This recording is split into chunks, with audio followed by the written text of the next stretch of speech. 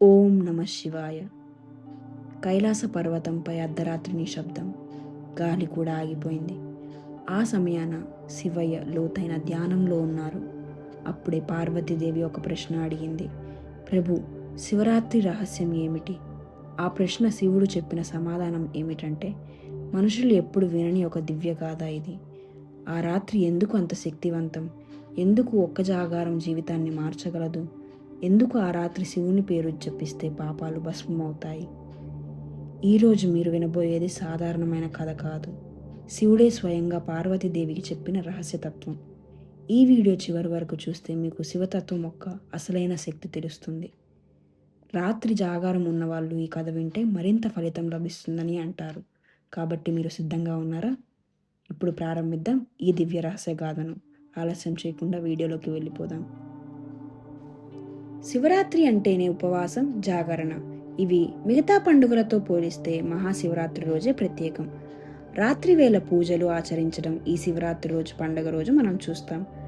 శివరాత్రి రోజు శివుడికి బిల్వపత్రాలు, రుద్రాభిషేకాలు, రుద్రాక్షమాల ధారణాలు, విభూది ధారణాలు ఈ శివరాత్రి పండుగ రోజు చూస్తాం.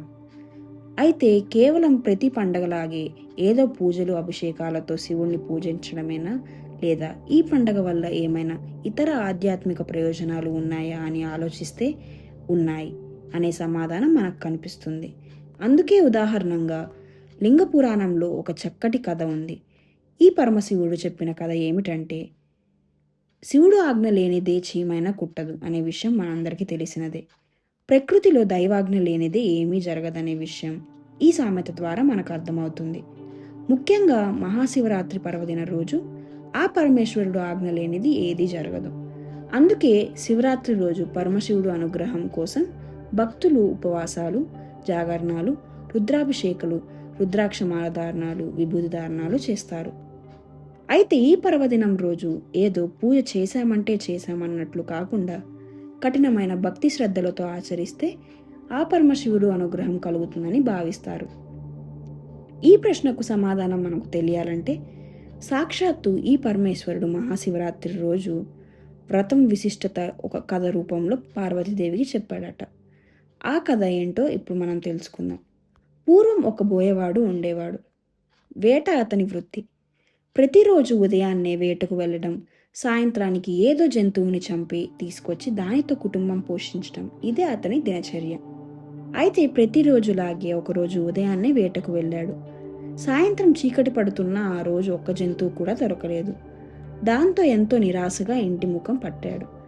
ఇంటికి వస్తున్న క్రమం దారిలో అతడికి ఒక సరస్సు కనిపించింది. వెంటనే అతని ఒక ఆలోచన వచ్చింది. రాత్రిపూట కదా, ఏదో ఒక జంతువు సరస్సు దగ్గరకు నీళ్లు తాగటానికి వచ్చి తీరుతుందని, దాన్ని వేటాడొచ్చని భావించి ఆ సరస్సు పక్కనే ఉండి ఒక చెట్టెక్కి కూర్చున్నాడు. సరస్సు వైపు గమనించే క్రమంలో తన కంటి చూపును అడ్డంగా కొన్ని కొమ్మలు ఉండడంతో ఆ కొమ్మ ఆకులను తుంచి కింద పడేసి ఆ చెట్టుపై కూర్చున్నాడు. ఖాళీగా కూర్చోకుండా నిత్యం ఊతపదంగా శివశివ అంటూ కాలం గడిపాడు. కానీ ఆ రోజు మహాశివరాత్రి పర్వదినం. ఆ రోజు శివరాత్రి అనే విషయం కూడా అతనికి తెలియదు. ఆ రోజు రాత్రి కొంత సమయం గడిచాక ఒక ఆడజింక నీళ్లు తాగడానికి ఆ సరస్సు వైపు వచ్చింది. వెంటనే బోయవాడు ఆ జింకకు బాణం ఎక్కుపెట్టాడు. అది గమనించిన ఆ జింక తాను గర్భం దాల్చిందని తనను చంపకుండా వదిలిపెట్టాలని ప్రాధేయపడింది. మామూలుగా అయితే ఆ బోయవాడు మనసు చాలా క్రూరంగా ఉంటుంది. కానీ ఆ జింక పరిస్థితిని చూసిన బోయవాడు దాన్ని ఏం చేయలేక వదిలిపెట్టాడు. మళ్ళీ చెట్టెక్కి కూర్చున్నాడు. మరికొంత సమయం గడిచింది. అప్పుడు మరొక ఆడజింక అటుగా వచ్చింది. దాన్ని వేటాడదాం అనుకునే లోపు ఆ జింక కూడా మానవ భాషలో నేను నా భర్తని వెతుకుతూ నిరాహతో కృషించిపోయానున్నానని చెప్తుంది. నా బక్క చిక్కిన శరీరం మాంసంతో మీ కుటుంబం ఆకలి తీరదు, కాబట్టి నన్ను విడిచిపెట్టు అని కోరింది. అంతేకాకుండా మరికొంత సమయం వేచి చూడు, ఏ జంతువు రాకపోతే నేనే తిరిగి వస్తాను, అప్పుడు సంహరించు అని వేడుకుంది. అలా ఆ జింకను కూడా విడిచిపెట్టాడు.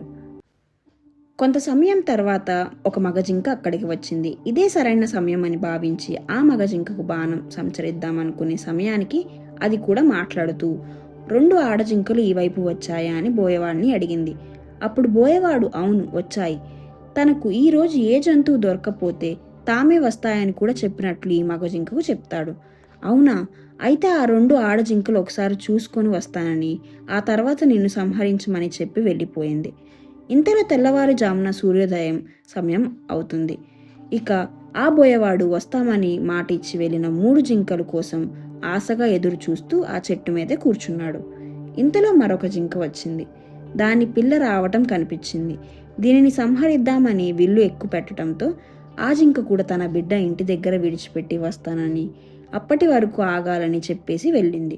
అలా మరికొంత సమయానికి గడిచేసరికి ఆ 4 జింకలు బోయవాడికి ఇచ్చిన మాట ప్రకారంతో నిష్ఠతో అక్కడికి రావడమే కాదు, మొదట తనను చంపమంటే తనను చంపాలంటూ ప్రాధేయపడ్డారు. అంటే ముందు నన్ను అని అనుకుంటూ ఉన్నాయట. ఆ సన్నివేశం కఠినంగా అయినా ఈ బోయవాడు మనసులో ఒక ఆలోచన మొదలైంది. పరివర్తన వచ్చింది. అయితే ఆ రాత్రంతా బోయవాడు కూర్చున్నది మారేడు చెట్టు కావటం, అతడికి తెలియకుండానే శివశివ అని శివ నామస్మరణ చేయటం, తన కంటికి అడ్డు వచ్చిన మారేడు దళాలని కోసి కింద పడేయటం చేశాడు. కానీ ఆ చెట్టు కింద ఎప్పటిదో పాతకాలం నాటి ఓ శివలింగం ఉంది. అతడు చెట్టుపై నుంచి వేసిన మారేడు దళాలు శివలింగంపై పడ్డాయి.